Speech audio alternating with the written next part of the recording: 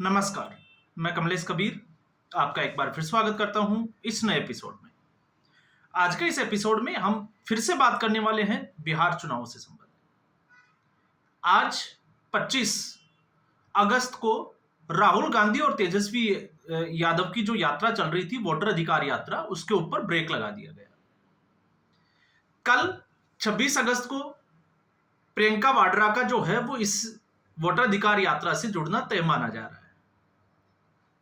ऐसी स्थिति में क्योंकि एक नैरेटिव बनाने की जो कोशिश की जा रही है, उसमें सी वोटर जो चुनावों से संबंधित सर्वे कराती है, उस संस्था आप जानते ही होंगे, उसका नाम भी सुना होगा, यशवंत देशमुख। अब उनका जो है वो सर्वे सामने आ गया और उस सर्वे को अगर हम देखते हैं तो ये यशवंत देशमुख की जो संस्था है वो फरवरी से लेकर अब तक लगातार सर्वे कर रही है। तो फरवरी और अब तक जो सर्वे किए उसमें क्या चीजें बदली, तो उसमें मुख्यतः या बड़े रूप में अगर आप देखोगे तो नीतीश कुमार और तेजस्वी यादव का जो ग्राफ है वो, या हम कहें कि उस ग्राफ में गिरावट देखी गई है। अब यहां पर अगर आप इसको तेजस्वी यादव के कोर वोटर के साथ जोड़कर देख रहे हैं तो वो गलत होगा, क्योंकि तेजस्वी यादव का कोर वोटर अभी भी जो है वो तेजस्वी यादव के साथ ही खड़ा दिखाई दे रहा है। और जिस रैली को, जिस यात्रा को हम देख रहे हैं, उस यात्रा में भी आपने देखा होगा, अगर आप विजुअल्स या फुटेज कहीं से देख पा रहे हो तो आपको उसमें पता होगा कि कांग्रेस पार्टी के कितने झंडे हैं और आरजेडी के कितने झंडे हैं। तो आज भी धरातल के ऊपर जो आरजेडी की जो पकड़ है उसको नकारा नहीं जा सकता। तो एम वाई फैक्टर जो है वो काम कर रहा है, ये साफ तौर से दिखाई दे रहा है। हां, अभी तक हम ये जरूर कह सकते हैं कि दूसरी तरफ एनडीए में बीजेपी जो है वो अब तक चुनावी मैदान में कूदी नहीं है। उसके एक बार चुनावी मैदान में कूदने के बाद में चुनाव किस तरफ जाएगा वो उसके बाद में जो है वो पता चलेगा। लेकिन अभी तक के, क्योंकि अभी सिर्फ और सिर्फ जो है वो महागठबंधन दिखाई दे रहा है। और महागठबंधन को हम किस तरीके से देखते हैं, अगर सी वोटर के सर्वे को देखते हैं तो जहां फरवरी में 40% लोगों की पसंद तेजस्वी यादव था, अब वो जून और अब अगस्त में आते आते वो 30% के आसपास हो गया। लगभग 10% की जो है वो गिरावट आ गई। और ठीक ऐसे ही जो है वो नीतीश कुमार वो 15% के आसपास, 18 से 15 पर आ गए। तो प्रशांत किशोर का जो है वो थोड़ा सा जो है वो, इसको हम कह सकते हैं कि प्रतिशत बढ़ा है। अब ऐसे में जो है वो कयास किस तरीके के लगाए जा रहे हैं, और आकलन के तौर पर अगर हम देखते हैं तो आखिर ऐसा हुआ क्यों? आखिर तेजस्वी यादव के 10% की कमी क्यों आई? अगर हमें समझना है तो सी वोटर के सर्वे के उसी रिपोर्ट को भी हम देख लेते हैं, जिसमें इस वक्त एसआईआर का जो मुद्दा है उसको लेकर बिहार में एक सर्वे किया गया है। तो 60% लोग जो है वो इस मुद्दे को सही मानते हैं। अब आपको इसको जो है, अगर आप सी वोटर सर्वे देखोगे तो आपको इसमें जिसको कहते हैं कि गुमराह होने की जरूरत नहीं है, क्योंकि इसमें दोनों कैटेगरी के लोग हैं। और दोनों कैटेगरी, एक कैटेगरी वो है जो ये चाहती है कि एसआईआर होना चाहिए, और दूसरी कैटेगरी वो चाह रही है कि एसआईआर से जो है वो वोट कट जाएगा। और लगभग जो है वो 67% के आसपास लोगों का ये मानना है कि चुनाव आयोग को इसके ऊपर जो है वो एक्शन लेना चाहिए। अब इसके भी दोनों मतलब निकाले जा सकते हैं, क्योंकि इस वक्त चुनाव आयोग को ही संदिग्धता के घेरे में डाला जा रहा है। इसलिए चुनाव आयोग या तो वो एक्शन ले, दोनों तरीके से अगर हम देखते हैं तो। अब ऐसी स्थिति में इसको अगर हम आरजेडी और कांग्रेस पार्टी के नजरिए से देखते हैं तो इस वक्त यह मुद्दा उठाया राहुल गांधी ने, और राहुल गांधी ने सहारा लिया कर्नाटका की मतदाता सूची का। और महाराष्ट्र, तो महाराष्ट्र में आरजेडी का कुछ नहीं है और कर्नाटका में आरजेडी का कुछ नहीं है। लेकिन बिहार चुनाव को देखते हुए बिहार में आते आते राहुल गांधी ने तेजस्वी यादव की वो जमीन छीन ली जिसमें तेजस्वी यादव जो है वो लोगों की पहली पसंद बने हुए थे। अब तक राहुल गांधी के इस यात्रा से पहले अगर आप देखोगे तो तेजस्वी यादव बनाम नीतीश कुमार इस पूरे मुकाबले को देखा जा रहा था। अब आप शायद समझ पा रहे होंगे मैं क्या कहना चाह रहा हूं, क्योंकि अब तक सिर्फ तेजस्वी यादव और नीतीश कुमार दोनों में मुकाबला चल रहा था, फिर चाहे वो ग्राउंड लेवल पे हो चाहे फिर विधानसभा के अंदर हो। लेकिन जैसे ही राहुल गांधी आ गए एसआईआर के मुद्दे को लेकर, अब यह मुद्दा शिफ्ट होता जा रहा है और इसकी जिसको हम कहें कि एनडीए तो चाहता ही यही है कि यह मुद्दा जो है वो इसी तरीके से शिफ्ट हो जाए, क्योंकि अब जो आकलन होगा राहुल गांधी के एक्टिव होने के बाद और नरेंद्र मोदी की, आपको पता होगा सरकारी कार्यक्रम था, लेकिन फिर भी हम कह सकते हैं अब यह मुकाबला जो है वो राहुल गांधी और नरेंद्र मोदी होने वाला है। और अगर यह मुकाबला राहुल गांधी और नरेंद्र मोदी अगर होने वाला है या दिखाई दे रहा है, तो फिर आप समझ सकते हैं कि तेजस्वी यादव इसमें पीछे छूट जाएंगे और राहुल गांधी और नरेंद्र मोदी में इस मुद्दे के ऊपर कौन भारी पड़ेगा, यह बड़ा इंपॉर्टेंट हो जाएगा।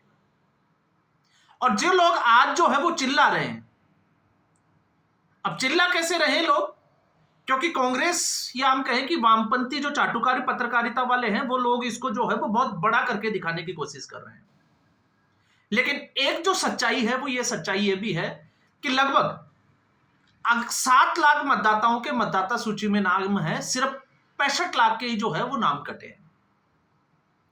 तो अगर विपक्ष ये चिल्लाता है कि उनका वोट बैंक जो है वो कट गया, तो क्या 65 लाख ही उनका वोट बैंक है? फिर तो एनडीए को कुछ करने की जरूरत नहीं है, क्योंकि एनडीए के खाते में 7 लाख वोटर है, 7 करोड़ सॉरी। तो यहां पर दोनों तरीके से हैं, आप सोचकर देखिए, क्योंकि 1 सितंबर की वो तारीख जो है वो नजदीक आने वाली है, जो डेडलाइन है एसआईआर की। और ऐसी संभावना है, अगर आप देखिए दोनों संभावनाओं पे हम बात करें, तो एक संभावना यह है कि विपक्ष जो एसआईआर का मुद्दा उठा रहा है, अगर 1 सितंबर के बाद में विपक्ष के पास ऐसे कोई लोग ही ना हो जिनके होते हुए उनके नाम कट गए हो बिना कारण के, तो आप सोच सकते हैं, क्योंकि अभी जो स्थिति नजर आ रही है इसमें यह लग रहा है कि एसआईआर का मुद्दा जो है वो विपक्ष के ऊपर बैकफायर करने वाला है। और बैकफायर करने की वजह क्या है? सबसे बड़ी वजह यही है क्योंकि अब तक जो राहुल गांधी ने जो चीजें सामने रखी वो एक के बाद एक एक्सपोज होते चले गए। और अब ऐसे में अगर मान लो गड़बड़ियां पाई नहीं जाती है, बहुत कम पाई जाती है, जो कि दिखाई दे रहा है, क्योंकि 1 करोड़ 60 लाख बीएलए के होने के बावजूद, यहां पर मैं कह रहा हूं बीएलए का मतलब राजनीतिक दलों के एजेंट होने के बावजूद 16 तारीख से लेकर आज 25 तारीख हो गई, लगभग 9 दिन हो गए, 9 दिन में एक भी शिकायत चुनाव आयोग को नहीं दी गई कि इस व्यक्ति का नाम कट गया। तो आप समझ सकते हैं, जिसका सुप्रीम कोर्ट ने भी अंदेशा जताया था। तो इसलिए यह बैकफायर कर सकता है और इसका उल्टा भी हो सकता है। संभावनाएं दोनों पे हमने चर्चा करनी चाहिए कि 1 तारीख को ऐसा हो कि बहुत सारे लोगों की जो है वो नाम कट जाए और वो लोग जो है वो ये कहें कि हमारा नाम क्यों कट गया। तो ऐसी स्थिति में चुनाव आयोग कटघरे में खड़ा हो जाएगा। लेकिन यह बात जरूर है कि एसआईआर का मुद्दा इस वक्त जो है वो धरातल पर है और यह मुद्दा 2029 तक रहेगा, क्योंकि राहुल गांधी इसको छोड़ने वाले भी नहीं है। भले ही उनको व्यक्तिगत रूप से कितना भी नुकसान हो वो करते आए हैं, व्यक्तिगत रूप का मतलब मेरा है कांग्रेस पार्टी का। लेकिन तेजस्वी यादव को इससे क्या नुकसान होगा? अगर यह मुकाबला राहुल गांधी बनाम नरेंद्र मोदी हो जाता है तो फिर तेजस्वी यादव और कांग्रेस पार्टी कहीं की नहीं रहेगी और आपको आने वाले समय में इसका जो है वो अंदाजा भी हो जाएगा कि ये चुनाव जो है वो किस तरफ जाएगा। दूसरा, एसआईआर का मुद्दा तेजस्वी यादव पर इसलिए भी भारी पड़ रहा है क्योंकि जब बात वोट चोरी की होती है तो फिर जो है वो लोगों के सामने जंगल राज का वो चेहरा सामने आने शुरू हो जाता है। जिस वक्त किस तरीके से बूथ के बूथ जो है वो कैप्चर कर लिए जाते थे। तो आप एक चीज देखिए, नीतीश कुमार पिछले कई बार से जो है वो मुख्यमंत्री होते हुए 20 साल पहले की जो सरकार थी उसके कारनामे जो है वो लोगों के जहन में वापस से जिंदा होने लगे हैं। तो आप मान के चलिए इसका नुकसान किसको होगा? और सीधे तौर से एक और जब हम बात करते हैं लोकतंत्र में, तो लोकतंत्र में जब हम मतदाता को समझते हैं तो यहां पर अब शब्दों के लिए कोई जगह नहीं है, क्योंकि अभी जो कैंपेन चलाया जा रहा है वो चलाया जा रहा है वोट चोर गद्दी छोड़। तो एक तरफ चारा चोर है, आप उस छवि को कैसे साफ करोगे? क्योंकि बिहार का एक एक मतदाता जानता है, भले ही वो एमवाई फैक्टर से ही क्यों ना हो, कि लालू यादव जो है वो चारा घोटाले में सजा याफ्ता है। और जिस वक्त ये केस फाइल हुए थे उस वक्त कांग्रेस पार्टी की सरकार थी।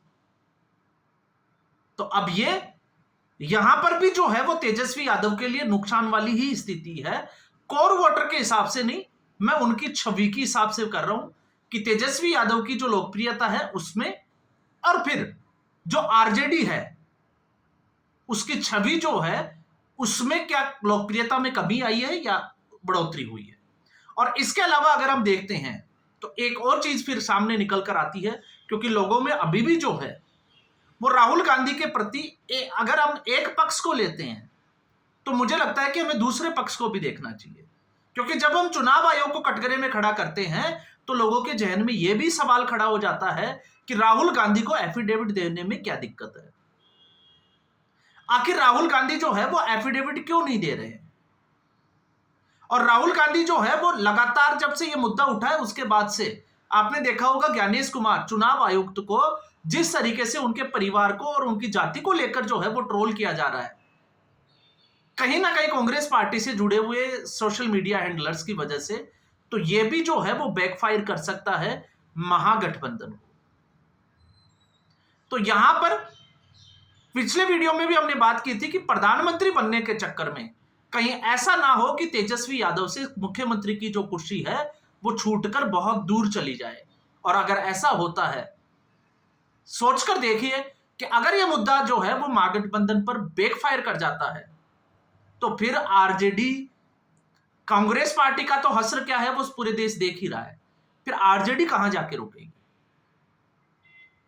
तो ये जो एक तरफा इसके ऊपर बात कर रहे हैं उन लोगों के लिए भी सोचने की जरूरत है कि अगर ऐसा होता है महागठबंधन पर बैकफायर करेगा तो क्या होगा, और अगर एनडीए के ऊपर अगर यह बैकफायर करता है तो क्या होगा। इसलिए भारतीय जनता पार्टी इस मुद्दे को जो है वो 130वें संविधान संशोधन की तरफ लेके जा रही है और 1 सितंबर को इस पर जो है वो दूध का दूध और पानी का पानी हो जाएगा, सारी चीजें जो है वो खुलकर लोगों के सामने आ जाएगी। तो फिलहाल इस एपिसोड में इतना ही। उम्मीद करूंगा वीडियो एपिसोड आपको पसंद आया होगा। वीडियो को लाइक करें, शेयर करें, चैनल जरूर सब्सक्राइब करें। धन्यवाद।